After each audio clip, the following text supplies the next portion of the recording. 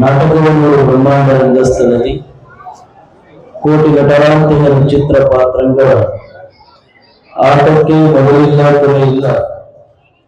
ನೋಟದಲ್ಲಿ ಮಾಟಗಳು ಮಂಕುತಿಮ್ಮ.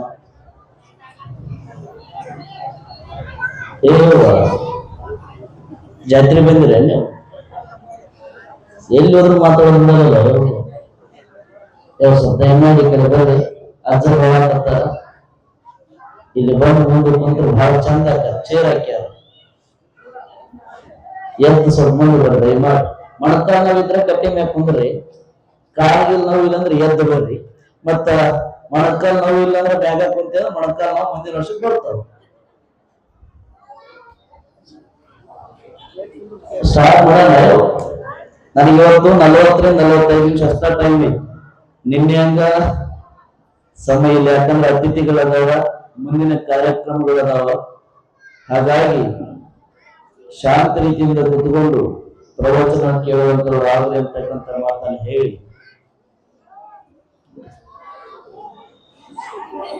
ಎಲ್ಲ ಆರಾಧ್ಯ ಗುರುವಾಗಿರುವಂತ ಅನ್ನದಾತ, ಶಿಕ್ಷಣದಾತ, ವಿದ್ಯಾದಾತ, ಆಶ್ರಯದಾತನಾಗಿರುವಂತ ಕಾಳಿಲೋಕದ ವೈಗಾವನಾದಂತ ಸಮಾಜದ ಸಂಜೀವಿನಿ ಹಾನಗಲ್ಲ ಕುಮಾರ ಶಿವಯೋಗಿಗಳನ್ನು ಸ್ಮರಣೆ ಮಾಡಿಕೊಂಡು ಪಂಚಪೀಠ ಪರಂಪರೆಗಳೆಲ್ಲರೂ ಪ್ರಣಾಮಗಳನ್ನ ಸಮರ್ಪಣೆ ಮಾಡಿ 12ನೇ ಶತಮಾನದ ಎಲ್ಲ ಬಸವಾದಿ ಶಿವಶರಣರನ್ನ ಸ್ಮರಿಸಿಕೊಂಡು ಈ ಒಂದು ಜಾತ್ರೆಯ ಮೂಲ ಕರ್ತೃಗಳಾಗಿರುವಂತ ಮೌನಯೋಗಿ ಲಿಂಗೈಕ್ಯ ಕಾಳಸಿದ್ದೇಶ್ವರ ಶಿವಾಚಾರ್ಯರ ಪವಿತ್ರ ಸನ್ನಿಧಿಗೆ ನತಮಸ್ತಕನಾಗಿ ಶ್ರೀಮಠವನ್ನ ಬಹಳ ಅದ್ಭುತವಾಗಿ ಮುನ್ನಡೆಸಿಕೊಂಡು ತಮಗೆಲ್ಲರಿಗೂ ಕೂಡ ಮಾರ್ಗದರ್ಶಕ ಪೂಜ್ಯರಾಗಿರುವಂತ ಯುವತಿಗಳಾಗಿರುವಂತ ಅಭಿನವ ಕಾಳಸಿದ್ದೇಶ್ವರರ ಪವಿತ್ರ ಚರಣಗಳಿಗೂ ಕೂಡ ಅನಂತ ಕೋಟಿಯ ಪ್ರಣಾಮಗಳನ್ನು ಸಮರ್ಪಣೆ ಮಾಡಿ, ಹಾಗೆ ಗುಲ್ಬರ್ಗದ ಗದ್ದುಗೆ ಮಠದ ಪೀಠಾಧಿಪತಿಗಳಾಗಿರುವಂತ ಆತ್ಮೀಯ ಪರಮ ಪೂಜ್ಯರು ಚರಲಿಂಗೇಶ್ವರ ಮಹಾಸ್ವಾಮಿಗಳ ಪವಿತ್ರ ಚರಣಗಳಿಗೂ ಕೂಡ ಶರಣಾರ್ಥಿಗಳನ್ನು ಸಮರ್ಪಣೆ ಮಾಡಿ, ಹಾಗೆ ನಮ್ಮವರಾದಂತ ನಿರ್ಪಾಂದಿಯವರನ್ನು ಕೂಡ ಶರಣಾರ್ಥಿಗಳನ್ನು ಸಮರ್ಪಣೆ ಮಾಡಿ, ಶಿವಯೋಗ ಮಂದಿರದ ಧರ್ಮದರ್ಶಿಗಳು ಹಾಗೂ ಸಮಾಜಮುಖಿಯಾಗಿ ಹಲವಾರು ಕಾರ್ಯಗಳನ್ನ ಮಾಡ್ತಾ ಸದಾ ಕಾಲ ಸಮಾಜದ ಒಳಿತಿಗಾಗಿ ದುಡಿಯುವಂತ ನಂದಿಕೇಶ್ವರ ಗ್ರಾಮದ ಹಿರಿಯರು ನಮಗೆಲ್ಲರಿಗೂ ಕೂಡ ಶಿವಯೋಗ ಮಂದಿರದಲ್ಲಿ ಒಂದು ಒಳ್ಳೆಯ ಪ್ರಸಾದದ ವ್ಯವಸ್ಥೆಯನ್ನ ಯಾರು ಮಾಡ್ತಾರೆ ಅಂತ ನಾವಿದ್ದಾಗ ಕೇಳಿದ್ರೆ ಸದಾ ಕಾಲ ತುಪ್ಪದೊಳಗೆ ಕೈ ತೊಳೆಯುವಾಗ ನಮಗೆ ಪ್ರಸಾದ ವ್ಯವಸ್ಥೆಯನ್ನ ಮಾಡಿದವರು ನಮ್ಮ ಮುಸ್ಕಂಡಿಯ ಹಿಂದಿರಿಗೆಯವರು.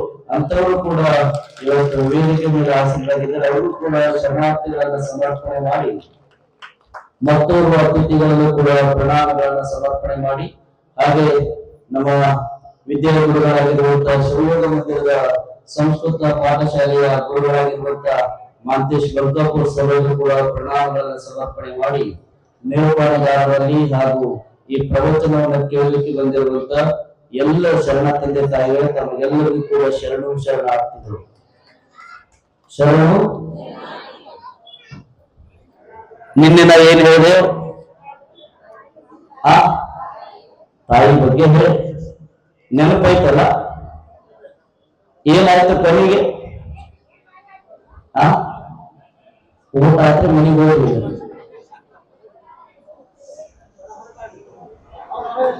ನಿನ್ನೆ ನಾವೆಲ್ಲ ತಿಳ್ಕೊಂಡ್ವಿ ತಾಯಿಯ ಒಂದು ತ್ಯಾಗ ಮಗನ ಭವಿಷ್ಯವನ್ನ ಎಷ್ಟು ಅದ್ಭುತವಾಗಿ ನಿರ್ಮಾಣವನ್ನ ಮಾಡುತ್ತದೆ. ಒಂದು ಸಲ ತಂದೆ ತಾಯಿಗಳನ್ನ ಕಳ್ಕೊಂಡ್ವಿ ಅಂದ್ರೆ ಮರಳಿ ಅವರನ್ನ ಪಡ್ಕೊಳ್ಳಕ್ ಸಾಧ್ಯ ಇಲ್ಲ ಅಂತಕ್ಕಂಥದನ್ನ ನಿನ್ನೆ ನಾವೆಲ್ಲ ತಿಳ್ಕೊಂಡ್ವಿ. ಇವತ್ತು ಬಹಳ ವಿಶೇಷವಾಗಿರುವಂತದನ್ನ ಇವತ್ತು ಕೂಡ ತಿಳ್ಕೊಳ್ಳೋಣ. ಒಬ್ಬ ಗುರು ಜೀವನದೊಳಗ ಎಷ್ಟು ಅವಶ್ಯಕತೆ ಅದ. ಗುರು ಜೀವನದೊಳಗೆ ಬೇಕು ಬೇಕಲ್ಲ. ಗುರು ಅಂದ್ರೆ ಹೆಂಗಿರಬೇಕು, ಗುರುವಿನಲ್ಲಿ ಯಾವ ಲಕ್ಷಣಗಳಿರಬೇಕು, ಗುರುವನ್ನ ನಾವು ಯಾವ ರೀತಿ ನಂಬಬೇಕು, ಗುರುಗಳನ್ನ ಯಾವ ರೀತಿ ನಾವು ಆರಾಧಿಸಬೇಕು ಅಂತಕ್ಕಂಥದನ್ನ ಇವತ್ತಿನ ಒಂದು ಅದ್ಭುತವಾದ ಪ್ರವಚನದಲ್ಲಿ ನಾವೆಲ್ಲ ತಿಳ್ಕೊಳ್ಳೋಣ. ಬಸವಣ್ಣನವರು ಒಂದು ಅದ್ಭುತವಾದ ವಚನವನ್ನ ಬರೀತಾರೆ. ಶರಣರು ಎಷ್ಟು ಅದ್ಭುತವಾಗಿ ವಚನವನ್ನ ಬರೆದಿದ್ರು ಅಂದ್ರೆ ತಾವೆಲ್ಲ ಕೇಳಿರುವಂತ ವಚನವೇ, ಬಹಳ ಸಲ ಕೇಳಿರ್ತೀವಿ. ಆದ್ರೆ ಆ ವಚನಗಳನ್ನ ಕೇವಲ ನಾವು ಓದಿದ ಅದರ ತಾತ್ಪರ್ಯ ತಿಳಿಯೋದು ಬಹಳ ಕಷ್ಟ ಇರ್ತದೆ. ಆ ವಚನದ ಸಾಲಿಗೆ ತಕ್ಕ ಹಾಗೆ ಯಾವ್ದಾದ್ರೂ ಒಂದು ಘಟನೆಯನ್ನ ತಗೊಂಡು ತಿಳಿಸಿದ್ರೆ ಅದು ಅರ್ಥ ಆಗ್ತದೆ. ಹೇಳ್ತಾರೆ ಎಷ್ಟು ಅದ್ಭುತ ಅಂದ್ರೆ, ನೀನೊಲಿದರೆ ಕೊರಡು ಕೊಣಿರುವುದಯ್ಯ, ನೀನೊಲಿದರೆ ಬರಡು ಹಯನುವುದಯ್ಯ, ನೀನೊಲಿದರೆ ವಿಷವು ಅಮೃತ ಆಗುವುದಯ್ಯ, ನೀನೊಲಿದರೆ ಸಕಲ ಪರಿಪದಾರ್ಥವು ಇದರಲ್ಲಿ ಕೂಡಲ ಸಂಗಮಯುವ ಅಂತ 1ನೇ ಸಾಲ ಹೇಳಿದರು.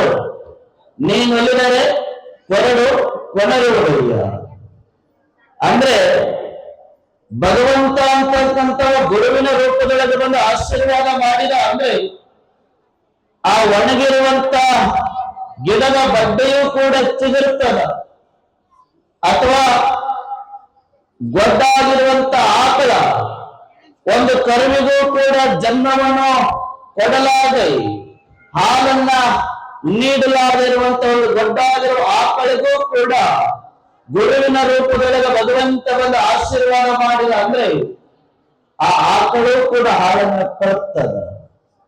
ಗುರು ಆಶೀರ್ವಾದ ಮಾಡಿದ್ರೆ ವಿಷವೂ ಕೂಡ ಅಮೃತವಾಗಿ ಸಿಗ್ತದೆ ಅಂತ ಕುರಿತ ಮಾತನ್ನ ಆ ಬಸವಣ್ಣನ ವಚನದೊಳಗೆ ಅದ್ಭುತವಾಗಿ ಹೇಳಿದ್ರು. ನಿಮಗೆಲ್ಲ ಸ್ಪಷ್ಟವಾಗಿ ತಿಳಿಬೇಕು ಅಂದ್ರೆ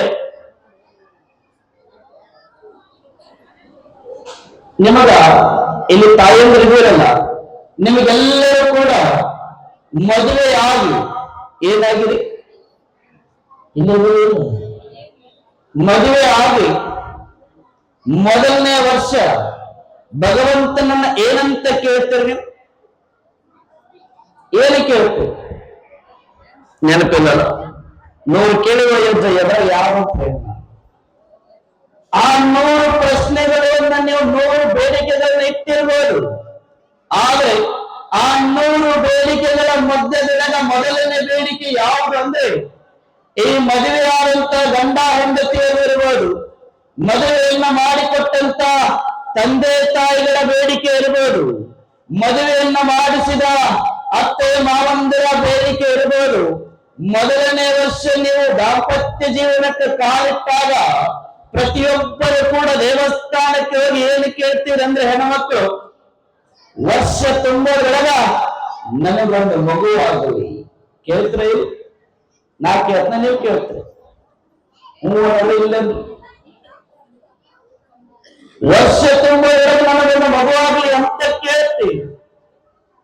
ಆ ಮಗು ಆಗ್ಲಿಲ್ಲ ಅಂದ್ರೆ ನನಗೆ ಸಮಾಜ ಬೇರೊಂದು ಪದವನ್ನ ಬಳಸ್ತದ.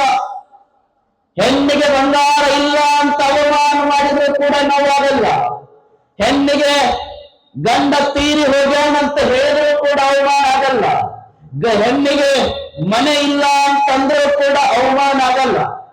ಹೆಣ್ಣಿಗೆ ಯಾವಾಗ ಅವಮಾನಗಳಾಗ್ತವ, ಹೆಣ್ಣಿಗೆ ಯಾವಾಗ ಮನಸ್ಸಿಗೆ ನೋವಾಗ್ತದೆ ಅಂದ್ರೆ 1000 ಪದಗಳನ್ನ ಬೈದಾಗ ನಿಂದಿಸಿದಾಗ ನೋವಾಗಲ್ಲ.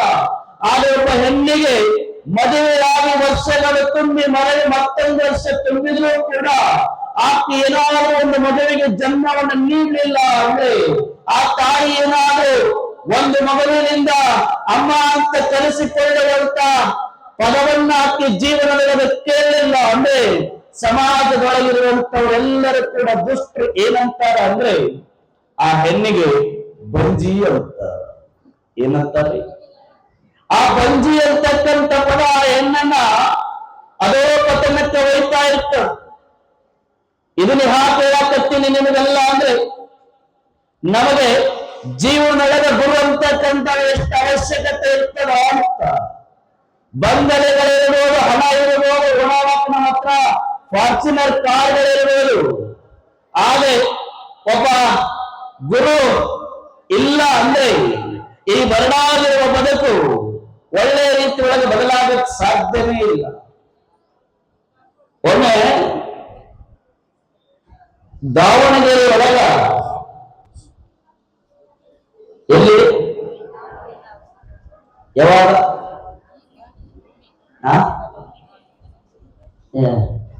ಸ್ವಲ್ಪ ಅಡ್ಡಾಡ್ಬಾರ್ದು ನೋಡಿ ಮುಂದ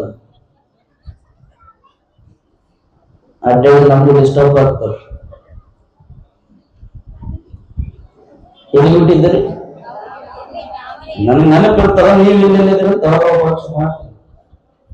ದಾವಣಗೆರೆ ಒಳಗೆ ಹಿರೇಮಠದ ದಂಪತಿಗಳ ಗಂಡ ಜಂಗಮರು ಮದುವೆಯಾಗಿ ಸುಮಾರು ವರ್ಷಗಳ ಕಳೆದಿತ್ತು. ಕಂಡ ದೇವರುಗಳಿಗೆಲ್ಲ ಹರಕೆಯನ್ನು ಕಟ್ಟಿಕೊಂಡ್ರು. ಸಿಕ್ಕ ದೇವರುಗಳಿಗೆಲ್ಲ ಉರುಳು ಸೇವೆಯನ್ನ ಮಾಡಿದ್ರು, ಉಪವಾಸಗಳನ್ನ ಮಾಡಿದ್ರು, ವ್ರತಗಳನ್ನ ಮಾಡಿದ್ರು. ಏನೆಲ್ಲ ಮಾಡಿದರೂ ಕೂಡ ಆ ಗಂಡ ಹೆಂಡತಿಗೆ ಒಂದು ಮಗುವಿಗೆ ಜನ್ಮವನ್ನು ಕೊಡ್ಲಿಕ್ಕೆ ಸಾಧ್ಯ ಆಗಲಿಲ್ಲ. ಕೊನೆಯದಾಗಿ ಸ್ವಲ್ಪ ದಿನಗಳ ಆದ ಮೇಲೆ ಆ ಹೆಣ್ಣು ಮಗಳು ಮನೆಯ ಕಟ್ಟಿಯ ಮುಂಭಾಗದೊಳಗ ಕಣ್ಣೀರು ಹಾಕುವಂತ ಕುಂತಾಳ. ಆ ಹೆಣ್ಣು ಮಗಳ ಕಣ್ಣೀರು ಹಾಕುವುದನ್ನ ನೋಡಿ ಅಲ್ಲಿದ್ದಂತ ವಯಸ್ಸಾದ 80 ವರ್ಷದ ಹಿರಿಯ ಜೀವಿ ಹೆಣ್ಣು ಮಗಳು ಬಂದ ತಾಯಿಯನ್ನ ಕೇಳ್ತ, ಯಾಕಮ್ಮ, ಯಾಕೆ ಕಣ್ಣೀರು ಹಾಕಿ ಏನಾಗ್ಯದ, ಯಾಕೆ ಕಣ್ಣೀರು ಹಾಕಿ ಏನಾಗ್ಯದ ಅಂತ ಕೇಳಿದಾಗ ಅಲ್ಲಿದ್ದಂತ ಹೆಣ್ಣು ಮಗಳು ಹೇಳ್ತಾಳ, ಏನಂತ ಹೇಳಿ ಬದುಕಲು ಸಾಯಲು ಅಂತ ಯೋಚನೆ ಮಾಡಕತ್ತೀನಿ. ಅಂತವೇನಾಗಲ್ಲ ನಿನ್ನ ಜೀವನದೊಳಗ. ನನಗ ಹೊರಗಿನ ಜನ, ದೂರದ ಸಂಬಂಧಿಕರು ಇಷ್ಟು ದಿನಗಳ ಕಾಲ ನನಗ ಬಂಜಿ ಅಂತ ನಿಂದಿಸಿದ್ರು. ನನ್ನ ಬಂಜಿ ಅದೀನಂತೇಳಿ ನನ್ನ ಗರ್ಭದೊಳಗೆ ಒಂದು ಮಗುವಿಗೆ ಜನ್ಮ ನೀಡೋ ಶಕ್ತಿ ಇಲ್ಲ ಅಂತ ತಿಳಿದು ಯಾವುದೇ ಶುಭ ಕಾರ್ಯಕ್ರಮಗಳಾದ ನನ್ನ ಮುಂದೆ ಬಿಡಲಾರದೆ ಸದಾಕಾಲ ಅವಮಾನಗಳನ್ನ ಮಾಡ್ತಾ ಬಂದ್ರು. ಅವನ್ನೆಲ್ಲವನ್ನ ಸಹಿಸಿಕೊಂಡೆ. ಇಷ್ಟು ದಿನ ಹೊರಗಿನವರು ಏನೇ ಅವಮಾನ ಮಾಡಿದ್ರು ಕೂಡ, ನನಗೆ ಬಂಜಿ ಅಂತಕ್ಕಂಥ ಪದವನ್ನ ಬಳಸಿದ್ರು ಕೂಡ ನನಗೆ ನೋವಾಗಿದ್ದಿಲ್ಲ. ಆದ್ರೆ ಈಗ ಇವತ್ತು ದಿನಮಾನದೊಳಗೆ ಈಗಿನ ಸಮಯದೊಳಗ ನನ್ನ ಮನೆಯವರೇ, ನನ್ನ ಒಡ ಹುಟ್ಟಿದವರೇ, ನನ್ನ ಬೀಗರು ಬಿಜ್ಜರು, ನನ್ನ ಅಕ್ಕ ತಂಗಿಯರು, ನನ್ನ ಅಣ್ಣ ತಮ್ಮಂದಿರು ನನಗೆ ಹೇಳಾಕತ್ತೀರ, ನೀನು ಬಂಜಿಯಲಿ ನಿನ್ನ ಗರ್ಭದೊಳಗ ಒಂದು ಮಗು ಜನರಲ್ಲ, ನಿನ್ನ ಗರ್ಭದೊಳಗೆ ಒಂದು ಜಂತು ಉಳಾನ ಹುಟ್ಟಲ್ಲ ಅಂತೇಳಿ ನನಗೆ ಅವಮಾನ ಮಾಡಕತ್ತಾರ, ಅಸಹ್ಯ ಮಾಡಕತ್ತಾರ. ನನ್ನ ಗರ್ಭದೊಳಗೆ ಒಂದು ಜಂತು ಹುಳ ಹುಟ್ಟಲ್ಲ ಅಂತ ಹೇಳಾಕತ್ತಾರ ಅಂದ್ರೆ ನಾನು ಬದುಕಿ ಏನು ಮಾಡ್ಲಿ ಅಂತೇಳಿ ಕಣ್ಣೀರು ಹಾಕಾಕತ್ತೀನಿ ಅಂತ ಹೆಣ್ಣು ಮಗಳು ಹೇಳಿದಾಗ ಆ ತಾಯಿ ಹೇಳ್ತಾಳ, ವಯಸ್ಸಾದ ಹೆಣ್ಣು ಮಗಳು, ಏನಮ್ಮ ನಿನ್ನ ಗರ್ಭದೊಳಗೆ ಜಂತು ಹುಳ ಹುಟ್ಟಲ್ಲ ಅಂದಾರಲ್ಲ, ನಮ್ದು ಒಂದು ಮಾತನ್ನ ಕೇಳ್ತೀಯ?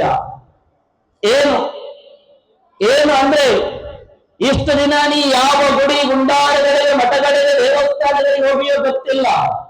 ಆದ್ರೆ ನಾನು ಹೇಳುವಂತ ಒಂದು ಪುಣ್ಯ ಕ್ಷೇತ್ರಕ್ಕೆ ನೀವು ಹೋದೆ ಅಂದ್ರೆ ನಾನು ಹೇಳುವಂತ ಒಂದು ಗುರುವನ್ನ ನೀವು ಹಿಡ್ಕೊಂಡು ಹೋಗಿದ್ದೆ ಕರೆ. ಆದ್ರೆ ನಿನಗೆ ವರ್ಷಗಳ ಸಂತಾನ ಪಕ್ಕ ಆಗ್ತದೆ ಅಂತ ಹೆಣ್ಣುಮಗಳು ಹೇಳಿದಾಗ 80 ವರ್ಷದ ಮುದುಕಿ ಅವಾಗ ಕಣ್ಣೀರು ಹಾಕುವಂತ ಜಂಗಮ ಹೆಣ್ಣು ಮಗಳು, ಆಯ್ತು ಎಲ್ಲ ದೇವಸ್ಥಾನಗಳಿಗೆ ಹೋಗಿನಿ, ಎಲ್ಲಾ ಕಡೆ ತಿರುಗಾಡಿನಿ, ಎಷ್ಟೋ ದೇವಸ್ಥಾನಗಳಿಗೆ ಉರುಳು ಸೇವೆ ಮಾಡೀನಿ, ಕೊನೆಯದಾಗಿ ಇದನ್ನು ನೋಡಿ ಬಿಡ್ತೀನಿ, ಯಾರ ಹತ್ರ ಹೇಳ್ತೀಯ ಹೇಳು, ಅಲ್ಲಿಯೂ ಕೂಡ ನಾನು ಹೋಗಿ ನಾನು ಏನು ಬೇಡ್ಕೋಬೇಕು ಬೇಡ್ಕೊಂಡು ಬರ್ತೀನಿ ಅಂದಾಗ ಅಲ್ಲಿದ್ದಂತ ಹೆಣ್ಣು ಮಗಳು ಹೇಳ್ತಾಳ, ಇಂಥ ಒಂದು ಊರು, ಇಂಥ ಒಬ್ಬ ಗುರುಗಳು, ಇಂಥ ಒಂದು ಮಠ ಬಹಳ ಏನಿದೇನೋ ಸುಮಾರು ಬಹಳ ಅಂದ್ರೆ ಒಂದು 20 ವರ್ಷದ ಹಿಂದೆ ನಡೆದ ಘಟನೆ. ಯಾವುದೋ ದ್ವಾಪಾರದೊಳಗೆ ತ್ರೇತಾಯುಗದೊಳಗೆ ನಡೆಯುವುದಲ್ಲ. ಬಹಳ ಅಂದ್ರೆ 20 ವರ್ಷಗಳ ಹಿಂದೆ ನಡೆದ ಘಟನೆ. ಆ ಹೆಣ್ಣು ಮಗಳು ಹೇಳ್ತಾಳೆ, ಇಂಥ ಒಂದು ಮಠ, ಇಂಥ ಒಂದು ಗುರುಗಳು. ಆಗಿನ ಸಮಯದೊಳಗೆ 20 ವರ್ಷದ ಹಿಂದೆ ಈ ಗದಗಿನ ಪ್ರಾಂತ್ಯದೊಳಗೆ, ಗದಗಿನ ಭಾಗದೊಳಗೆ ಒಂದು ಹೆಸರು ಅರಗಾಡ್ತಿತ್ತು. ಆ ಭಾಗದೊಳಗೆ ಆ ಹೆಸರನ್ನ ಕೇಳಿದ್ರೆ ಸಾಕು ಕೈ ಮುಗಿತಾ ಇದ್ರು. ಆ ಗದಗಿನ ಪ್ರಾಂತ್ಯದ, ಗದಗಿನ ಸುತ್ತಮುತ್ತಲ ಎಲ್ಲ ಕಡೆ ಒಂದು ಮಾತು ಹರಿದಾಡ್ತಿತ್ತು. ಏನು ಅಂದ್ರೆ, ಯಾರಿಗೆ ಸಂತಾನ ಆಗಿಲ್ಲ, ಯಾರಿಗೆ ಮಗು ಹುಟ್ಟೋದಿಲ್ಲ, ಯಾರಿಗೆ ಗರ್ಭ ನಿಲ್ಲೋದಿಲ್ಲ, ಯಾರಿಗೆ ಇನ್ನೂವರೆಗೂ ಮಕ್ಕಳನ್ನ ಪಡಲಿಕ್ಕೆ ಸಾಧ್ಯ ಆಗಿಲ್ಲ, ಅವರೆಲ್ಲರೂ ಕೂಡ ಯಾವಾಗ ಪುಟ್ಟಯಜ್ಜನ ಪಾದಕ್ಕೆ ಹೋಗಿ ಅಲ್ಲಿರುವಂತ ಪುಣ್ಯಾಶ್ರಮದ ಗುರುವಾಗಿರುವಂತ ಪುಟ್ಟಯಜ್ಜನ ಹತ್ರ ಯಾರು ಬೇಡಿಕೊಂಡು ಬರ್ತಾರ, ಬೇಡಿಕೊಂಡು ಬಂದು ಅವರಿಗೆ ವರ್ಷ ತಿಂಗಳೊಳಗ ಮಕ್ಕಳಾಗ್ತಾರ, ಬೇಡಿಕೊಂಡು ಬರ್ಬೇಕಾದ್ರೆ ಮಗು ಅದನ್ನ ತುಲಾಭಾರದ ಸೇವೆಯನ್ನ ಮಾಡ್ತೀನಿ ಅಂತೇಳಿ ಯಾವ ದಂಪತಿಗಳು ಬೇಡಿಕೊಂಡು ಬರ್ತಾರ ಅವರಿಗೆ ಮಕ್ಕಳಾಗ್ತಾರೆ ಅಂತಕ್ಕಂಥ ಮಾತನ್ನ ಆ ಮುದುಕಿ ಹೇಳಿದಾಗ ಈ ಇಬ್ಬರು ದಂಪತಿಗಳು ಮಾತಾಡಿಕೊಂಡು, ಕೇವಲ ಗುರು ಒಪ್ಪಣೆ ಬಲಿಸ್ತಾ ಇದ್ರೆ ನಡೆಯಲ್ಲ. ಒಂದು ಗಮನ ಇಟ್ಕೊಳ್ಳಿ ನೀವು, ಗುರು ಒಪ್ಪಣೆ ಬಲಿಸ್ತಾ ಇದ್ರೆ ನಡೆಯಲ್ಲ. ಅಕಸ್ಮಾತ್ ಶಿಷ್ಯ ಒಪ್ಪಣೆ ಭಕ್ತಿವಂತ ಇದ್ರೆ ನಡೆಯಲ್ಲ. ಗುರುಗಳು ಕೂಡ ಅಷ್ಟೇ ಬಲಿಸ್ತಾ ಇರಬೇಕು, ಶಿಷ್ಯನೂ ಕೂಡ ಅಷ್ಟೇ ಭಕ್ತಿವಂತ ಇರಬೇಕು. ಯಾವಾಗ ಗದಗಿನೊಳಗ ವೀರೇಶ್ವರ ಪುಣ್ಯಾಶ್ರಮದ ಪುಟ್ಟಯಜ್ಜನತ್ತ ಹೋದ ಸಂತಾನ ಆಗ್ತದೆ ಅಂತ ಗೊತ್ತಾಯ್ತು, ಆ ಬಡಜಂಗಮರು ಸುಮಾರು ದಾವಣಗೆರೆಯಿಂದ ಗದಗಿನ ವೀರೇಶ್ವರ ಪುಣ್ಯಾಶ್ರಮದವರೆಗೂ ಕೂಡ ಅವರು ಯಾವುದೇ ವಾಹನದೊಳಗೆ ಬರಬಹುದಿತ್ತು. ಆಗ ಅವರಲ್ಲಿ ಭಕ್ತಿ ಎಂತಾದಿತ್ತಂದ್ರೆ, ನಾವು ಬೇಡ್ಕೊಳಕ್ ಹೊಂಟೀವಿ ಅಂದ್ರೆ ನಾವು ದಾವಣಗೆರೆಯಿಂದಲೇ ಗದಗಿನವರೆಗೂ ಪಾದಯಾತ್ರೆ ಮೂಲಕ ಹೋಗೋಣ ಅಂತೇಳಿ ಇಬ್ಬರು ಕೂಡ ಗಂಡ ಹೆಂಡತಿ ದಾವಣಗೆರೆಯಿಂದ ಗದಗಿನವರೆಗೂ ಬರಿಗಾಲಲ್ಲಿ ನಡ್ಕೊಂಡು ಬರ್ತಾರೆ. ನೀವು ಇಲ್ಲಿಂದ ಬರ್ಬೇಕಂದ್ರೆ ಪಾಚನ ಕಾರ್ ತರ್ತೀವಿ. ಅವರು ದಾವಣಗೆರೆಯಿಂದ ಗದಗಿನವರೆಗೂ ಬಂದ್ರೆ ಬರಿಗಾಲಲ್ಲಿ ನಡ್ಕೊಂತ. ಮಕ್ಕಳು ಆಗ್ತಾರೆ ಇಲ್ಲ ಗೊತ್ತಿಲ್ಲ, ಸಂತಾನ ಆಗ್ತಾರೆ ತಿಳಿಯಿಲ್ಲ. ಆದ್ರೂ ಕೂಡ ಅವರ ಭಕ್ತಿ ಬಹಳ ಅಣ್ಣಾಗಿತ್ತು, ಗಟ್ಟಿ ಇತ್ತು. ನಾವು ಬರಿಗಾಲಲ್ಲಿ ನಡ್ಕೊಂಡೇ ನಾವು ವರ ಸಿಕ್ಕೇ ಸಿಗ್ತೇವೆ ನಂಬಿಕೆ ಮೇಲೆ ದಾವಣಗೆರೆಯಿಂದ ಗದಗಿನವರೆಗೆ ಬರಿಗಾಲಲ್ಲಿ ನಡ್ಕೊಂಡು ಬರ್ತಾರೆ. ಯಾವಾಗ ಆ ಗದಗಿಗೆ ಬರ್ತಾರ, ಅಲ್ಲಿ ಬಂದಾಗ ಕೇಳುತ್ತಾರೆ, ಇಲ್ಲಿ ಪುಣ್ಯಾಶ್ರಮ ಎಲ್ಲದ? ಆ ಹೆಣ್ಣು ಮಗಳಿಗೆ ಗೊತ್ತಿಲ್ಲ, ಪುಟ್ಟಯಜ್ಜ ಅಂದ್ರೆ ಯಾರು ಗೊತ್ತಿಲ್ಲ, ಆತ ಹೆಂಗದಾನಂತ ತಿಳಿದಿಲ್ಲ, ಆಶ್ರಮ ಎಲ್ಲೈತಂತೂ ಕೂಡ ಗೊತ್ತಿಲ್ಲ.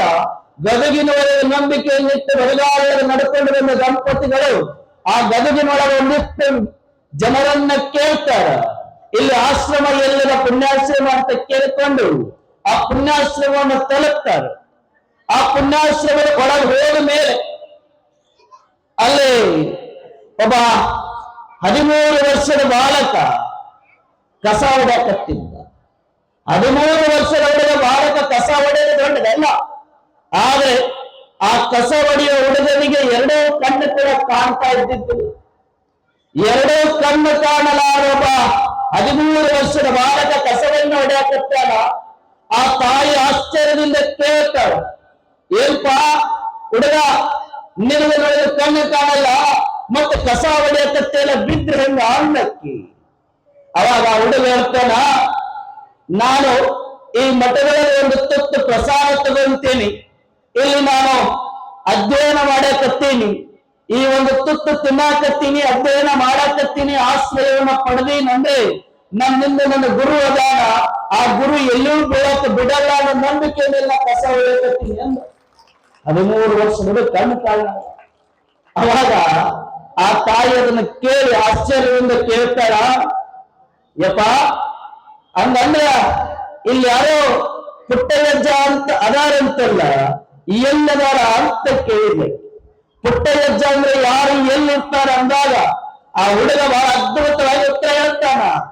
ಏನಮ್ಮ, ಪುಟ್ಟಯಜ್ಜ ಅಂದ್ರೆ ಯಾರು ಅಂತ ಕೇಳಕತ್ತಿಯಲ್ಲ, ನಮ್ಮಂತ 100 ಅನಾಥ ಮಕ್ಕಳಿಗೆ ಸಾವಿರಾರು ಕುರುಡ ಕುಂಟರಿಗೆ ರೈಲ್ವೆ ಸ್ಟೇಷನ್ ಒಳಗ, ಬಸ್ ಸ್ಟ್ಯಾಂಡ್ ಒಳಗ, ಗಲ್ಲಿ ಗಲ್ಲಿ ಒಳಗ ಭಿಕ್ಷೆಯನ್ನ ಬೇಡಿ ಹೊಟ್ಟೆ ತುಂಬಿಸಿಕೊಳ್ಳುವಂತ ನಮ್ಮಂತ ಸಾವಿರಾರು ಅನಾಥ ಮಕ್ಕಳಿಗೆ ಭಿಕ್ಷೆಯ ಪಾತ್ರೆಯನ್ನು ತೆಗೆದು ಸಂಗೀತ ಅಂತಕ್ಕಂಥ ಅಕ್ಷಯ ಪಾತ್ರೆಯನ್ನು ಕೊಟ್ಟು ನಾಡಿನ ಉದ್ದಗಲಕ್ಕೂ ಸಂಗೀತದ ಸರಸ್ವತಿಯ ಗಂಗೆಯನ್ನು ಹರಿಸುವಂತ ಪುಟ್ಟಯಜ್ಜ ಬೇರೆ ಯಾರು ಅಲ್ಲವ. ಆತ ಯಾರು ಅಂದ್ರೆ ಈಗೇನು ನಿಮಗ ವೀಣೆಯ ನಾದದ ಶಬ್ದ ಕೇಳಕತ್ತದಲ್ಲ, ಆ ವೀಣೆಯ ನಾದ ಯಾರು ಬಾರಿಸ್ತಾ ಇದ್ದಾರೆ ಅಂದ್ರೆ ಅದು ನನ್ನ ಅಜ್ಜ ಪುಟ್ಟಯಜ್ಜನೇ ಬಾರಿಸಕತ್ತಾರ. ಆ ವೀಣೆಯ ನಾದದ ಶಬ್ದವನ್ನು ನೀವು ಕೇಳ್ತಾ ಹೋದ್ರೆ ಅದನ್ನು ಯಾರು ಬಾರಿಸ್ತಿರ್ತಾರಲ್ಲ ಅವರೇ ಪುಟ್ಟಯಜ್ಜ ಅಂತಕ್ಕಂಥ ಮಾತನ್ನ ಆ ಹುಡುಗ ಹೇಳ್ತಾನ. ಆ ಹುಡುಗನ ಒಂದು ಪ್ರತಿಯೊಂದನ್ನು ಮಾತು ಕೂಡ ಆ ತಾಯಿಯ ಮೇಲೆ ಎಷ್ಟು ಪ್ರಭಾವ ಬೀರ್ತದೆ ಅಂದ್ರೆ, ಕಣ್ಣು ಕಾಣಲಾರದೆ ಇರುವಂತ ಒಬ್ಬ ಹುಡುಗ ಇಷ್ಟೆಲ್ಲ ಗುರುವಿನ ಮೇಲೆ ನಂಬಿಕೆ ಇಟ್ಟು ಸಾವಿರಾರು ಮಕ್ಕಳಿಗೆ ಅನ್ನ ಅರಿವು ಆಶ್ರಯವನ್ನು ಕೊಟ್ಟು ಭಿಕ್ಷೆಯ ಪಾತ್ರೆಯನ್ನು ತೆಗೆದು ಅಕ್ಷಯ ಪಾತ್ರೆಯನ್ನು ಕೊಟ್ಟಾರ ಅಂದ್ರ ಖಂಡಿತವಾಗಲೂ ನನಗಿಲ್ಲಿ ಬಂಜಿ ಅಂತಕ್ಕಂಥ ಪದ ದೂರ ಆಗ್ತದಂತ ನಂಬಿಕೆ ಮೇಲೆ ಬಹಳ ವೇಗವಾಗಿ ಹೋಗ್ತಾಳ. ಆ ವೀಣೆಯ ನಾದದ ಶಬ್ದವನ್ನು ಕೇಳ್ತಾ ಹೋದ್ರೆ ಅಲ್ಲಿ ಪುಟ್ಟಯಜ್ಜನವರು ಹಾನಗಲ ಕುಮಾರ ಶಿವಯೋಗಿಗಳು ಮತ್ತೆ ಪಂಚಾಕ್ಷರ ಶಿವಯೋಗಿಗಳ ಗದ್ದುಗೆ ಮುಂಭಾಗದೊಳಗ ವೀಣೆಯನ್ನು ನುಡಿಸ್ತಾ ಕುತ್ಕೊಂಡಾರ. ಈ ತಾಯಿ ಓಡೋಗಿ ಆ ಅಜ್ಜನ ಕಾಲನ್ನಿಡು ಜೋರಾಗಿ ಕಣ್ಣೀರು ಹಾಕ್ತಾಳೆ. ಯಾರಮ್ಮ ನೀನು, ಯಾಕೆ ಕಣ್ಣೀರಾಗತ್ತಿ, ಯಾವಕ್ಕಾಗಿ ಬಂದಿ, ಎಲ್ಲಿಂದ ಬಂದಿ ಅಂದಾಗ ಆ ಹೆಣ್ಣು ಮಗಳು ಹೇಳ್ತಾಳೆ, ಯಪ್ಪ ನಾನು ನಿನ್ನ ನೋಡಾಕಂತ ಬಂದೀನಿ, ದಾವಣಗೆರೆಯಿಂದ ಬರಿಗಾಲದಲ್ಲಿ ನಡ್ಕೊಂಡು ಬಂದೀನಿ, ನಾನು ನಿನ್ನ ನೋಡಿ ಬಹಳ ಆನಂದ ಆಗ್ಯದಪ್ಪ, ನನಗೊಂದು ವರ ಬೇಕಾಗಿದೆ, ಅದಕ್ಕೆ ನಿನ್ನ ಹತ್ರ ಕಣ್ಣೀರ್ ಹಾಕ್ತಾ ಬಂದೀನಿ. ಅವಾಗ ಪುಟ್ಟಯಜ್ಜ ಕೇಳ್ತಾರ, ಏನಮ್ಮ ನನಗೆ ಯಾರು ಅಂತ ಗೊತ್ತಿಲ್ಲ, ಆದ್ರೆ ದಾವಣಗೆರೆಯಿಂದ ಬರಿಗಾಲದಲ್ಲಿ ಬಂದಿಲ್ಲ, ಯಾಕ, ಯಾವುದಕ್ಕಾಗಿ ಸಂಕಲ್ಪ? ಅವಾಗ ಹೆಣ್ಣು ಮಗಳು ಅಜ್ಜನ ಪಾದವನ್ನು ಹಿಡಿದು ಕಣ್ಣೀರ್ ಹಾಕ್ತಾ ಸೆರಗಡ್ಡಿ ಕೇಳ್ತಾಳ, ಯಪ್ಪ ಗುರುವೇ, ಸಾವಿರ ಸಾವಿರ ಜನರಿಗೆ ಕಣ್ಣಿಲ್ಲ ಅಂದ್ರೂ ಕೂಡ ಕಣ್ಣಾಗಿ ನಿಂತಿ ನನಗ ಒಂದೇ ಒಂದು ವರ ಕೊಡು, ನಾ ಸೆರಗಡ್ಡಿ ಕೇಳ್ತೀನಿ, ಏನು ಅಂದ್ರೆ ನನ್ನ ಗರ್ಭದೊಳಗ ಜಂತ ಹುಳಾನು ಹುಟ್ಟಲ್ಲ ಅನ್ನಕತ್ತಾರ, ಸಮಾಜದೊಳಗಿರೋರು ಎಲ್ಲರೂ ಕೂಡ ನನಗ ಬಂಜಿ ಅಂತ ನಿಂದಿಸಕತ್ತಾರ, ಅದಕ್ಕೆ ನಿನಗೆ ಸೆರಗಡ್ಡಿ ಕೇಳ್ತೀನೋ ಯಪ್ಪ ಗುರುವೇ, ನನಗ ಒಂದು ಗಂಡು ಮಗು ಸಂತಾನವನ್ನ ಆಶೀರ್ವಾದ ಮಾಡು ಅಂತ ತಾಯಿ ಪುಟ್ಟಯಜ್ಜನ ಮುಂದೆ ಸೆರಗಡ್ಡಿ ಕಣ್ಣೀರ್ ಹಾಕ್ತಾ ಕೇಳಾಕತ್ತಾರ. ಪುಟ್ಟಯಜ್ಜ ಮಗನಗತ್ತ ಅಂತ, ಏನವ ಯಾರು ಹೇಳಿದ್ರು ನಿನಗ, ನಿನ್ನ ಯೋಗ ಈಗ ಕೂಡಿ ಬಂದೇಡ, ಬಹಳ ಕಣ್ಣೀರ್ ಹಾಕಬೇಡ, ಬಹಳ ನಂದಕೋಬೇಡ, ನೀ ಹೇಳ್ದಂಗ ನಿನಗ ಗಂಡ ಸಂತಾನ ಆಗ್ತದ, ಆದ್ರ ಏನು ನೀ ನನ್ನ ಮುಂದೆ ಕೇಳಕತ್ತೀಯಲ್ಲ, ಹೋಗಿ ಅಲ್ಲಿ ನನ್ನಜ್ಜ ಹಾನಗಲ ಕುಮಾರ ಶಿವಯೋಗಿ ಪಂಚಾಕ್ಷರ ಶಿವಯೋಗಿಗಳ ಗದ್ದಿಗೆ ಮುಂಭಾಗದೊಳಗೆ ಹೋಗಿ ಬೇಡ್ಕೋ, ಇದೇ ಮಾತನ್ನ ಬೇಡ್ಕೋ, ವರ್ಷ ತುಂಬದೊಳಗೆ ನಿನಗೆ ಗಂಡು ಮಗ ಆಗ್ತದಂತ ಆಶೀರ್ವಾದ ಮಾಡಿ ಕಳಿಸ್ತಾರ. ಅದೇ ಸಮಯದೊಳಗ ಗದ್ದಿಗೆ ಮುಂಭಾಗದೊಳಗೆ ಹೋಗಿ ಆ ತಾಯಿ ಬೇಡ್ಕೊಂತಾಳ, ಹೇಳ್ತಾಳ, ನಾನು ಆ ಗುರುವನ್ನು ಹಿಡ್ಕೊಂಡು ಬಂದ್ರೆ ಗುರುವಿನ ಗುರು ಆಗಿರುವಂತ ನಿಮ್ಮ ಹತ್ರ ಕಳಿಸಾನ, ಅದಕ್ಕೆ ನಿಮ್ಮ ಹತ್ರನೂ ಕೂಡ ಅದನ್ನೇ ಬೇಡ್ಕೊಳ್ಳಾಕತ್ತೇನೆ, ನನಗ ವರ್ಷ ತುಂಬದೊಳಗೆ ನನ್ನ ಗರ್ಭದಿಂದ ಒಂದು ಮಗುವನ್ನ ಹೇರುವಂತ ಶಕ್ತಿಯನ್ನು ಕೊಡುವಂತ ಬೇಡ್ಕೊಂಡು, ವರ್ಷ ತುಂಬದೊಳಗೆ ಏನಾದ್ರೂ ಮಗು ಆಯ್ತು ಅಂದ್ರೆ ಅಜ್ಜನಿಗೆ ತುಲಾಭಾರದ ಸೇವೆಯನ್ನ ನಾನು ಮಾಡ್ತೀನಿ ಅಂತ ಬೇಡ್ಕೊಂಡು ಹೋಗ್ತಾರೆ ದಂಪತಿಗಳಿಬ್ಬರು ಕೂಡ. ಯಾವಾಗ ಬೇಡ್ಕೊಂಡು ಮರಳಿ ದಾವಣಗೆರೆಗೆ ಬರ್ತಾರ, ಅವರಲ್ಲಿ ಭಕ್ತಿ ಎಷ್ಟು ಗಟ್ಟಿ ಇತ್ತು ಅಂದ್ರೆ, ಅಲ್ಲಿ ಅವರು ಮೊದಲೇ ಬಡವರು, ಬಡಗಂಗನವರು, ದಿನಗೂಲಿ ಕೆಲ್ಸಕ್ಕೆ ಹೋದವರು. ಹೆಂಡತಿ ಹೇಳ್ತಾಳ, ರೇ ಅಜ್ಜನ ತುಲಾಭಾರಕ್ಕ ಆಗಿನ ಸಮಯದೊಳಗ 15,000 ರೂಪಾಯಿ ಬೇಕಾಗಿತ್ತು. ಎಷ್ಟ್ರಿ? 15,000. 15,000 ರೂಪಾಯಿಗಳು ಬೇಕಾಗ್ತವ. ಹಾಗಾಗಿ ಇವತ್ತಿನಿಂದಲೇ ನಾವು ದುಡಿಯುವಂತ ದುಡ್ಡೊಳಗೆ ಒಂದಿಷ್ಟು ತೆಗೆದಿಡೋಣ, ದುಡಿದ್ರೊಳಗ ಅರ್ಧ ತೆಗೆದಿಟ್ಟಿವಿ ಅಂದ್ರೆ ಅಜ್ಜನ ಮೇಲೆ ಬಹಳ ಸಂಪೂರ್ಣವಾಗಿ ನಂಬಿಕೆ ಐತಿ, ನನಗೆ ವರ್ಷ ತುಂಬುದೊಳಗೆ ಮಗು ಆಗ್ತದ, ತುಲಾಭಾರವನ್ನು ಮಾಡಲೇಬೇಕು ಅಂತೇಳಿ ಗಟ್ಟಿಯಿಂದ ನಂಬಿ ಪ್ರತಿನಿತ್ಯದ ದುಡಿಯುವ ದುಡ್ಡೊಳಗೆ ಒಂದಿತ್ತು ಅಜ್ಜನಿಗಾಗಿ ತೆಗೆದಿಡಾಕತ್ರು. ಆ ತಾಯಿಯ ಎಷ್ಟರ ಮಟ್ಟಿಗೆ ಭಕ್ತಿ ಇತ್ತು ಅಂದ್ರೆ ಕುಂತ್ರೂ ಪುಟ್ಟ ಹೆಜ್ಜ, ನಿಂತ್ರೂ ಪುಟ್ಟ ಹೆಜ್ಜ, ಮಾಡುವ ಕೆಲಸದೊಳಗೆ ಪುಟ್ಟ ಹೆಜ್ಜ, ಎಲ್ಲಾ ಸಮಯದೊಳಗೆ ಅಜ್ಜ ಪುಟ್ಟ ಹೆಜ್ಜ, ಅಜ್ಜ ಪುಟ್ಟ ಹೆಜ್ಜ ಇದನ್ನೇ ಅಂತಿದ್ಲೆ. ಅಷ್ಟರ ಮಟ್ಟಿಗೆ ಆತ್ಮೀಯ ಭಕ್ತಿಯ ಗಟ್ಟಿ ಇತ್ತು. ಯಾವಾಗ ತಾಯಿಗೆ ವರ್ಷಗಳು ತಿಂಗಳುಗಳು ಉರುಳಾಕತ್ತು, ಇನ್ನು ಮಗು ಆಗುವ ಸೂಚನೆ ಇಲ್ಲ, ಮಗು ಆಗ್ತದಂತ ಯಾವ ನಂಬಿಕೆಯನ್ನು ಕೂಡ ಸೂಚನೆಯ ಮೂಲಕ ಬಂದಿಲ್ಲ. ಆದರೂ ಕೂಡ ಅವರು ಪ್ರತಿದಿನ ದುಡ್ಡನ್ನು ಸಂಗ್ರಹ ಮಾಡಕತ್ರ ತುಲಾಭಾರಕ್ಕೆ. ಯಾವಾಗ ಇದೇ ರೀತಿಯ ತಾಯಿ ತುಲಾಭಾರಕ್ಕೆ ದುಡ್ಡು ತೆಗೆಯಕತ್ಲೋ, ಯಾವಾಗ ಪುಟ್ಟ ಹೆಜ್ಜ ಅಂತ ನೆನೆಸಕತ್ಲೋ, ಹೇಳಿದ ಹಾಗೆ ಗುರುಗಳು ಏನ್ ಹೇಳಿದ್ರಲ್ಲ, ವರ್ಷ ತುಂಬರೊಳಗೆ ನಿನಗ ಒಂದು ಮಗುವಿಗೆ ಜನ್ಮ ನೀಡ್ತಿ ಅಂತ ಆಶೀರ್ವಾದ ಮಾಡಿದ್ರಲ್ಲ, ಅದೇ ರೀತಿಯಾಗಿ ಆ ತಾಯಿ ಕುಂತ್ರು ನಿಂತ್ರು ಅಜ್ಜನ ಸ್ಮರಣೆಯನ್ನ ಮಾಡ್ತಾ ವರ್ಷ ತುಂಬರೊಳಗ ಯಾವ ಗರ್ಭದೊಳಗೆ ಜಂತುಳ ಹುಟ್ಟಲ್ಲ ಅಂತ ಜನ ಆಡ್ಕೊಂತ ಇದ್ರು, ಮಾತಾಡ್ತಿದ್ರು. ಅದೇ ಗರ್ಭದೊಳಗ ಪುಟ್ಟಯ್ಯಜ್ಜನ ಆಶೀರ್ವಾದದಿಂದ ಒಂದು ಜಂಗಮ ಶಿಶು ವರ್ಷ ತುಂಬರೊಳಗೆ ಜನನ ಆಗ್ತದೆ.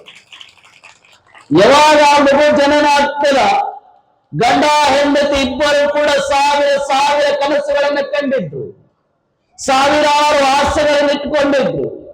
ತಂದೆ ನನ್ನ ಮಗನನ್ನ ಭುಜದ ಮೇಲೆ ಇಟ್ಕೊಂಡು ಇವ ನನ್ನ ಮಗ ಅಂತ ಇಡೀ ಊರಿಗೆ ತೋರಿಸ್ಬೇಕು, ನನಗಿಂತಲೂ ದೊಡ್ಡ ವ್ಯಕ್ತಿ ಆಗಬೇಕಂತ ತಂದೆ ಕನಸು ಕಾಣಕತ್ತಾನ.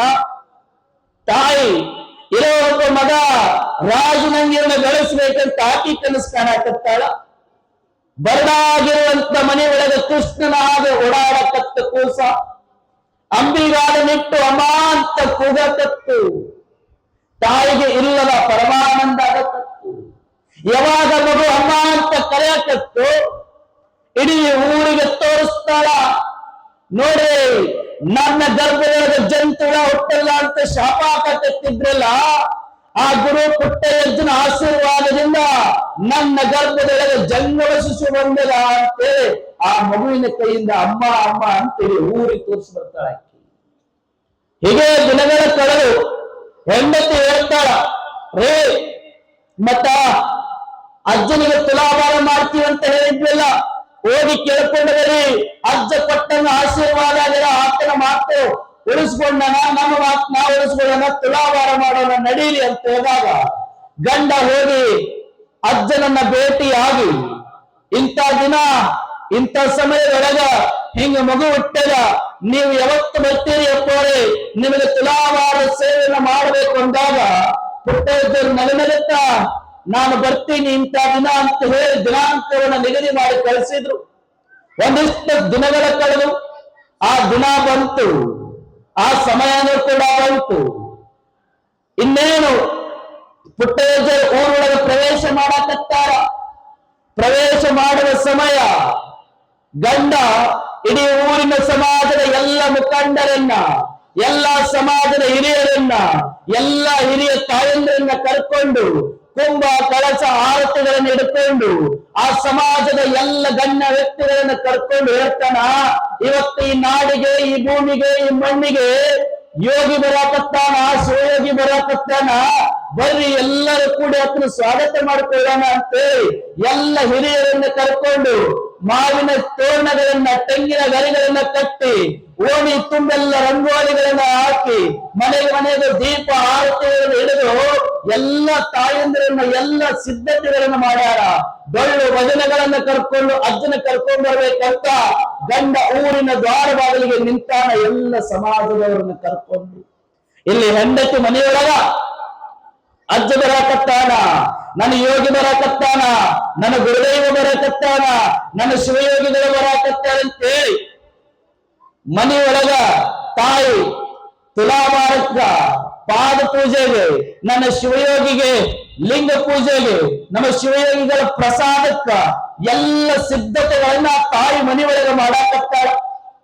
ಆ ಎಲ್ಲ ಗದ್ದಲದೊಳಗ ಆ ತಾಯಿ ಏನು ಮರ್ತಿದ್ಲಂದ್ರೆ ಆ ಮಗುವಿಗೆ ಸ್ನಾನ ಮಾಡಿಸೋದೇ ಮರ್ತಿದ್ಲ. ಆ ಮಗುವಿಗೆ ಸ್ನಾನ ಮಾಡಿಸೋದು ಮರ್ತಾಳ. ಸ್ನಾನ ಮಾಡಿಸೋದು ಮರ್ತಿದ್ದ ನೆನಪಾಗಿ, ಅಯ್ಯೋ ನನ್ನ ಕೂಸಿಗೆ ಸ್ನಾನ ಮಾಡಿಸಿಲ್ಲ ಅಂತೇಳಿ, ಏ ಮಗ ಹೇಳು, ನಿನ್ನ ಗುರುದೇವ ಬರಾಕತ್ತಾನ, ನಮ್ಮಪ್ಪ ಬರಾಕತ್ತಾನ, ನಮ್ಮ ಮನಿ ಜ್ಯೋತಿ ಬರಾಕತ್ತಾನ, ಹೇಳು ಅಂತೇಳಿ ಸ್ನಾನ ಮಾಡಿಸನಂತೇಳಿ ಒಂದಿಷ್ಟು ಉಗುರು ಬೆಚ್ಚನ ನೀರು ತಗೊಂಡು ಮನೆ ಇತ್ತಲ ಬಾಗಿಲಕ್ಕ ಆ ಮಗುವನ್ನ ಕರ್ಕೊಂಡು ಹೋಗ್ತಾನೆ. ಇತ್ತಲ ಬಾಗ ಅಂದ್ರೆ ಗೊತ್ತಾಗತ್ತಲ್ಲ, ಅರ್ಥ ಆಗತ್ತಲ್ಲ. ಆ ಇತ್ತಲ ಬಾಗಿಲಿಗೆ ಕರ್ಕೊಂಡು ಹೋಗಿ ಅಲ್ಲಿ ಮಗುವನ್ನ ಕುಂದಿರಿಸ್ತಾಳೆ. ಇನ್ನೇನು ಅದಕ್ಕ ಎಣ್ಣೆ ಹಚ್ಚಿ ಒಂದಿಷ್ಟು ಉಗುರು ಬೆಚ್ಚನ ನೀರು ಹಾಕಿ ಸ್ನಾನ ಮಾಡಿಸ್ಬೇಕು ಅನ್ನೋದ್ರೊಳಗ ಆ ತಾಯಿಗೆ ಒಲಿ ಮೇಲಿಟ್ಟ ಹಾಲು ನೆನಪಾಗ್ತದೆ. ಒಲಿ ಮೇಲಿಟ್ಟ ಹಾಲು ನೆನಪಾದ ಕೂಡಲೇ ಹಾಲು ಹಾಳಾಗೋಗ್ತದೆ, ಕೆಟ್ಟು ಹೋಗ್ತದೆ. ಒಲೆಯೊಳಗೆ ಬಿದ್ರೆ ಹಾಲು ನಷ್ಟ ಆಗ್ತದಂತೇಳಿ ಕೂಸ ಒಂದೇ ನಿಮಿಷ ನೀವು ಇಲ್ಲೇ ಕುತ್ತಗೋ, ಹಾಲು ತೆಗೆದಿಟ್ಟು ಬರ್ತೀನಿ ಅಂತೇಳಿ ಆ ತಾಯಿ ಹೋಗಿ ಹಾಲನ್ನ ತೆಗಿಬೇಕಂತ ಹೋಗ್ತಾಳ. ಹಾಲು ತೆಗೆದಿರ್ತಾಳ. ಅಡಿಗೆ ಮನೆ ಬಹಳ ಹೊಲಸಾಗೈತಂತ ಕಸ ಹೊಡೆ ಕತ್ತು ಬಿಡ್ತಾಳ.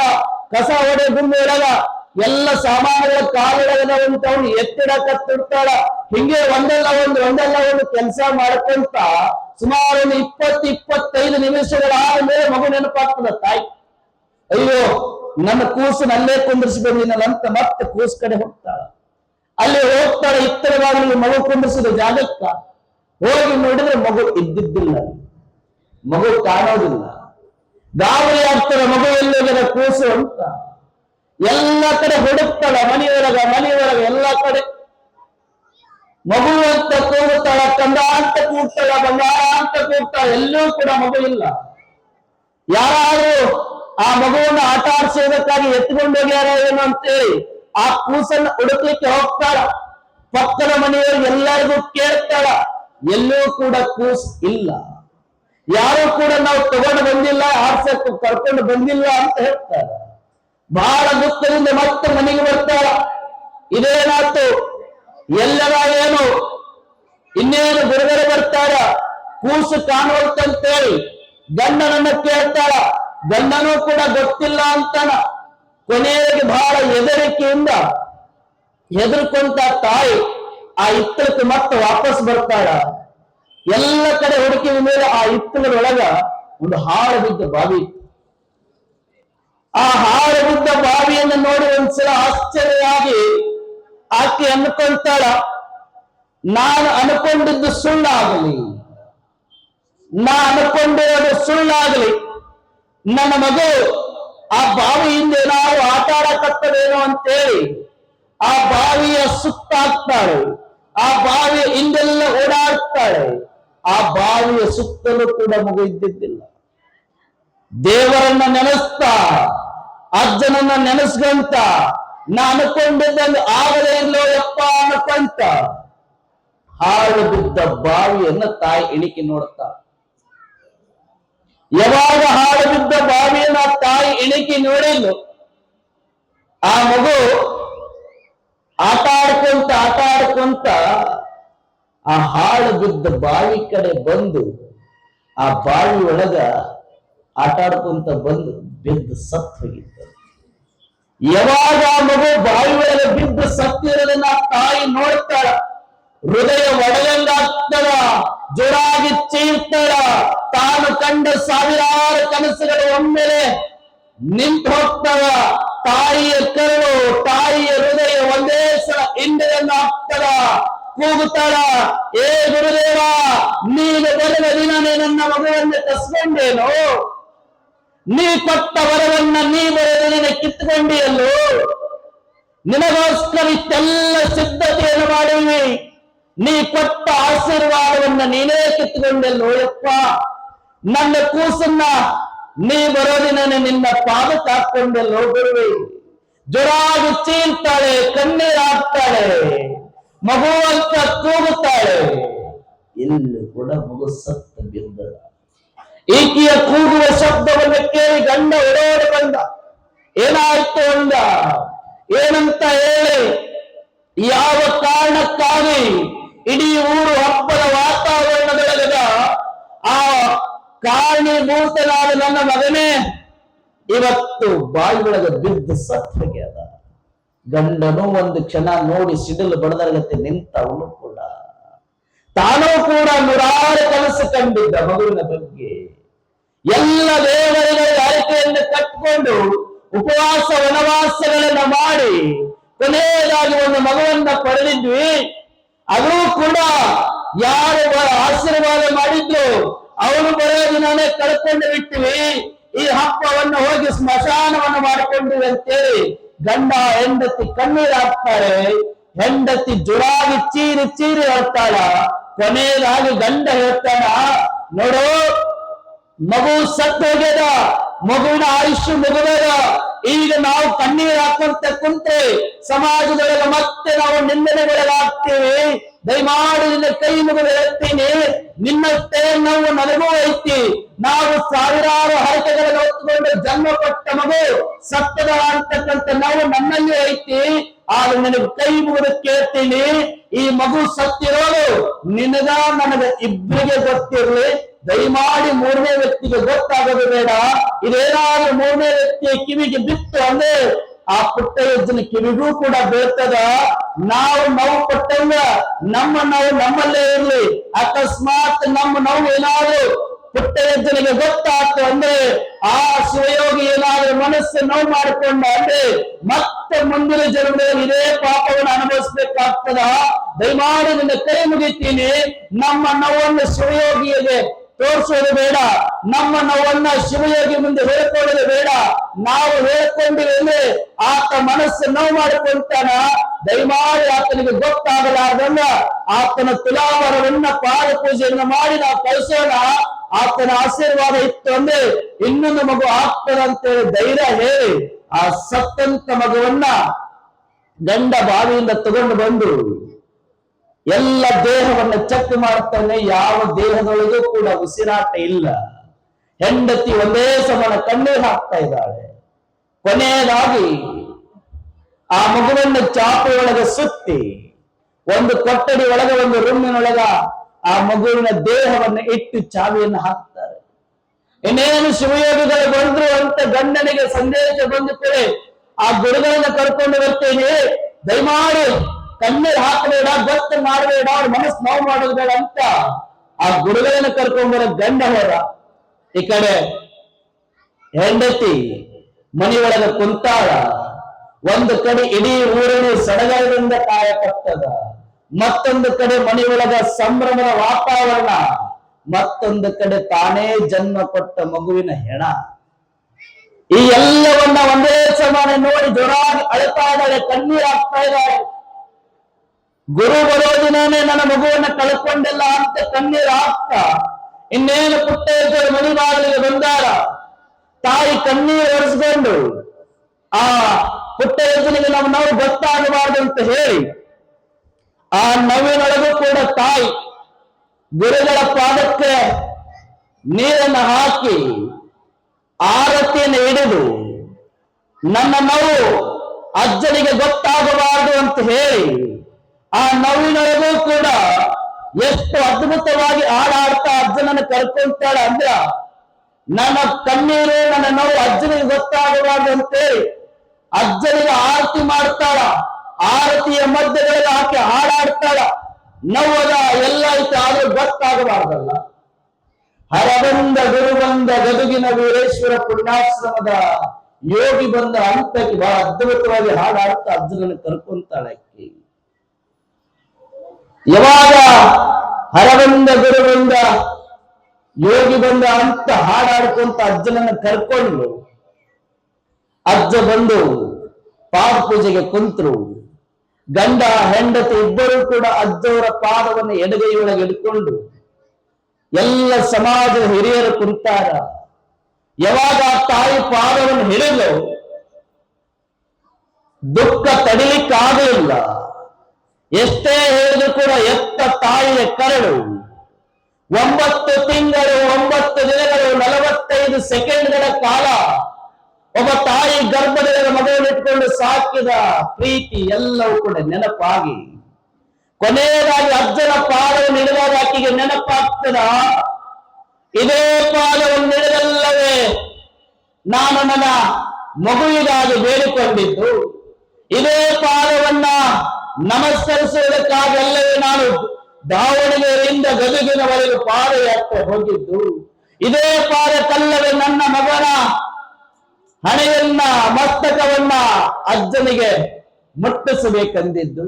ಇದೇ ಪಾದಗಳಿಗಲ್ಲವೇ ನನ್ನ ಮಗುವಿನಿಂದ ಪಾದ ಪೂಜೆ ಮಾಡಿಸ್ಕೊಳ್ಬೇಕು ಅಂತೇಳಿ ಕನಸು ಕಂಡಿದ್ದು. ಆ ಎಲ್ಲ ನೆನಪುಗಳು ತಾಯಿಗೆ ಮತ್ತೆ ನೆನಪಾಗ್ತದ. ಇದೇ ಪಾದಗಳಿಂದ ಎಲ್ಲವನ್ನ ಪಡೆದಿದ್ದೆ.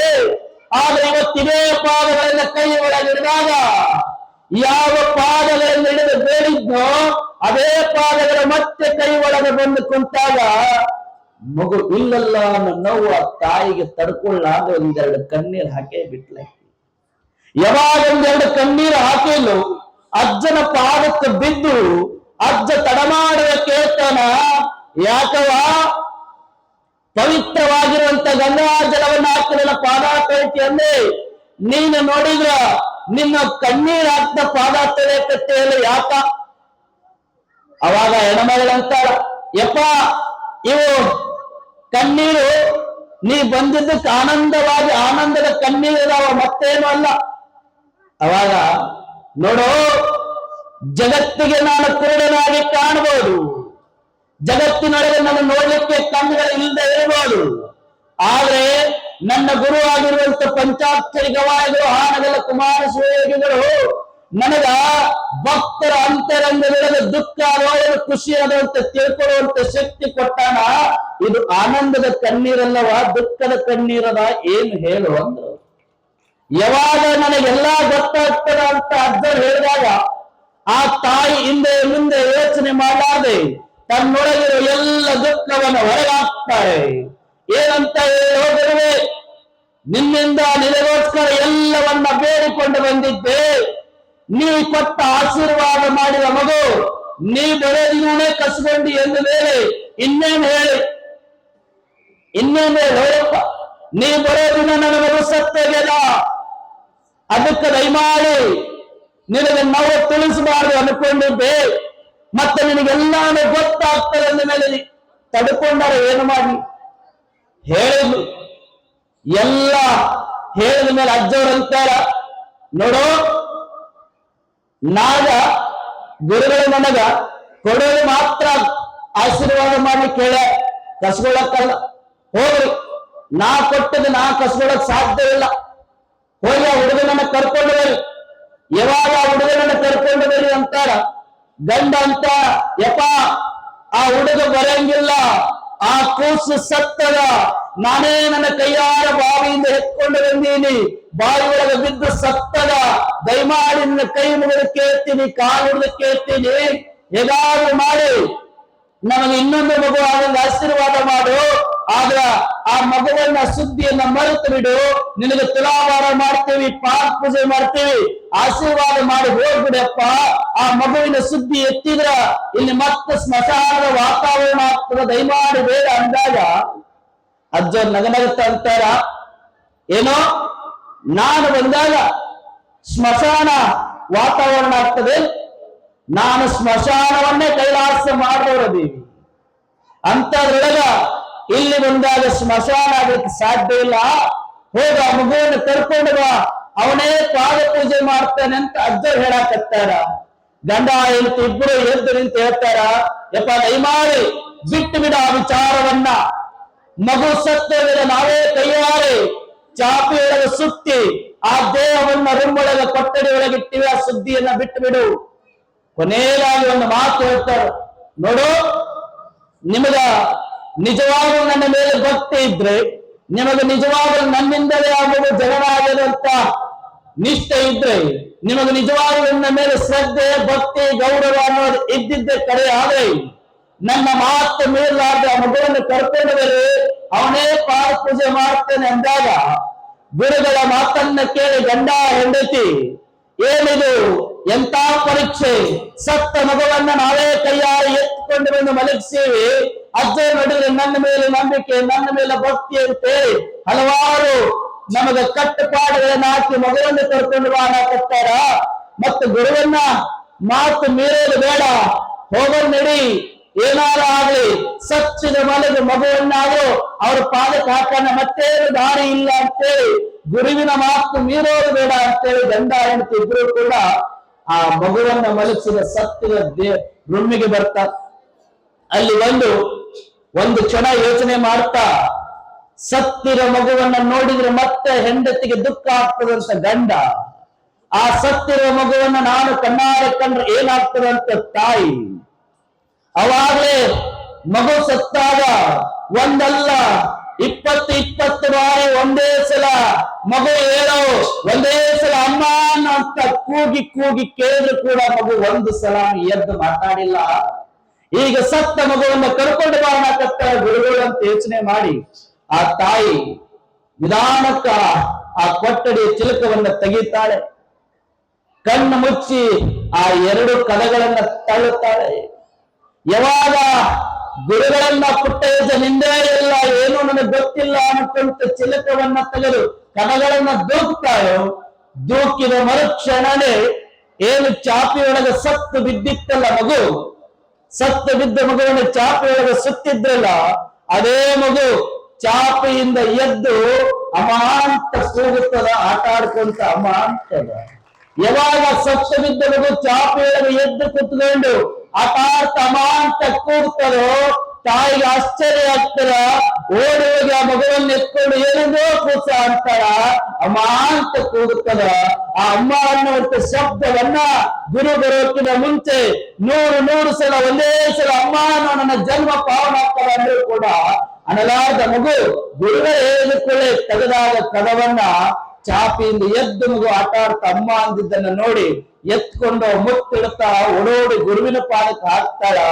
ಆ ಪುಟ್ಟಯ್ಯಜ್ಜನ ಪಾದಕ್ಕೆ ಹಾಕಿ ಕೈ ಮುಗಿದು ಹೇಳ್ತಾಳ ತಾಯಿ, ಯಪ್ಪ ನೀ ಎಂತ ಗುರು ಅಲ್ಲೇ, ಸಾಮಾನ್ಯ ಗುರು ಅಲ್ಲ, ನಿನ್ನಲ್ಲಿ ಎಂತ ಶಕ್ತಿ ಐತೆ ಅಂದ್ರೆ, ಇವತ್ತು ನಮಗೆ ಎಂತ ಪರೀಕ್ಷೆಯನ್ನ ಮಾಡಿದೆ ಅಂದ್ರೆ, ನಿನ್ನಂತ ಗುರುವನ್ನ ಗಟ್ಟಿಯಾಗಿ ನಂಬಿದ್ರೆ ಏನೆಲ್ಲ ಆಗ್ತದೆ ಅನ್ನೋದಕ್ಕೆ ನೀ ಬಹಳ ಅದ್ಭುತವಾಗಿ ನನಗ ತಿಳಿಸಿಕೊಟ್ಟೆ. ಅದಕ್ಕ ನಿನ್ನಲ್ಲಿ ಎಂತ ಶಕ್ತಿ ಐತಂದ್ರೆ, ಗುರುವಿನೊಳಗೆ ಎಂತ ಶಕ್ತಿ ಇರ್ತದೆ ಅಂದ್ರೆ ಸತ್ತಂತೆಯರನ್ನು ಬದುಕಿಸುವ ಶಕ್ತಿ ನಿನ್ನೊಳಗೆ ಐತಿ ಇರೋದನ್ನ ತೋರಿಸಿಕೊಟ್ಟೆ ಅಂತಕ್ಕಂಥ ಮಾತನ್ನ ಆ ತಾಯಿ ಹೇಳಿ ಆ ಮಗುವಿನಿಂದ ಪಾದ ಪೂಜೆ ಮಾಡಿಸ್ತಾಳೆ. ಅವಾಗ ಗುರುಗಳು ಎಲ್ಲ ಖುಷಿಯಿಂದ ಮುಗಿದ ಮೇಲೆ ಆ ಗಂಡ ಹೆಂಡತಿ ಇಬ್ರು ಅಂತಾರ, ಯಪ್ಪ ಸತ್ತಂತ ಮಗುವನ್ನ ಬದುಕಿಸಿ ತೋರಿಸಿರಿ, ಮತ್ತೆ ನನಗೆ ಅಮ್ಮ ಅನ್ನುವಂತ ಪದವನ್ನ ಕೇಳುವ ಹಾಗೆ ಮಾಡಿದೆ, ನನ್ನ ಯಜಮಾನನಿಗೆ ಅಪ್ಪ ಅನ್ನುವಂತ ಪದವನ್ನ ಕೇಳುವ ಹಾಗೆ ಮಾಡಿದೆ, ನಮ್ಮ ಬರಡಾದ ಬದುಕಿಗೆ ಮತ್ತೆ ಗಿಡಕ್ಕೆ ನೀರು ಹಾಕಿದ ಹಾಗೆ ಚಿಗುರಿಸಿದಿ.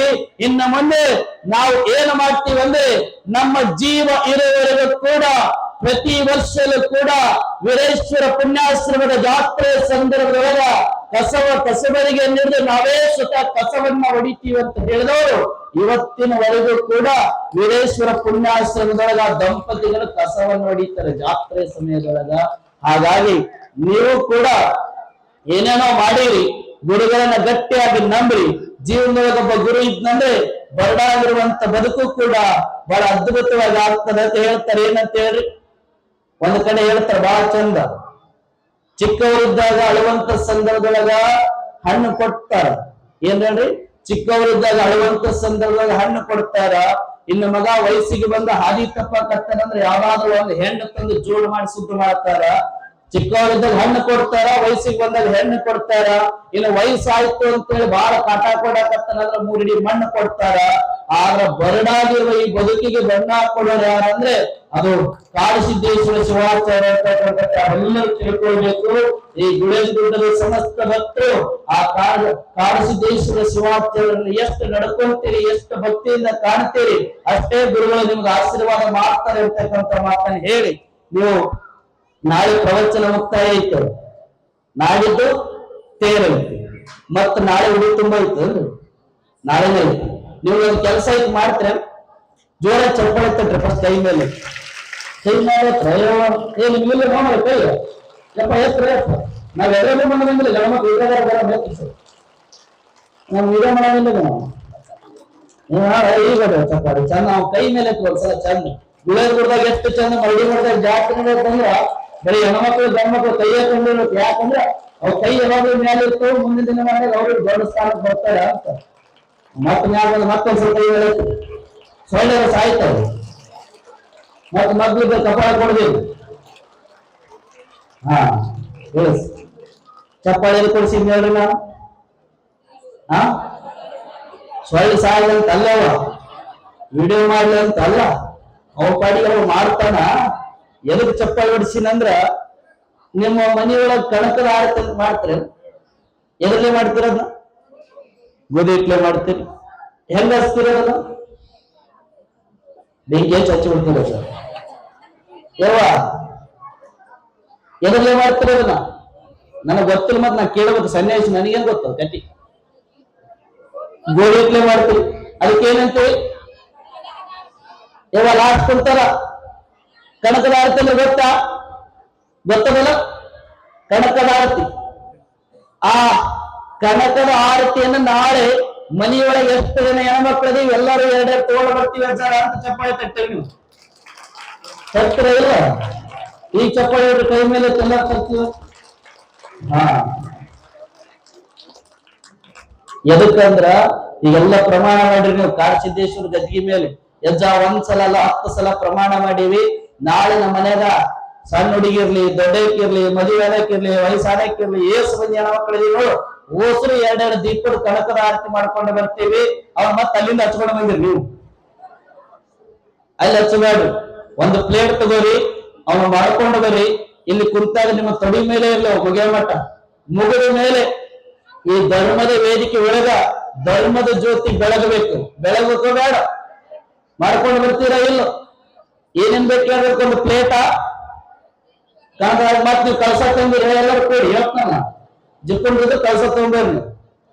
ಬಹಳ ವಿಶೇಷವಾಗಿ ಆ ಏನು ಕಳಸ ಎದಕ್ಕಾಗಿ ಏನು ಅನ್ನೋದು ನಾಳೆ ಹೇಳ್ತೀನಿ ನಾವು.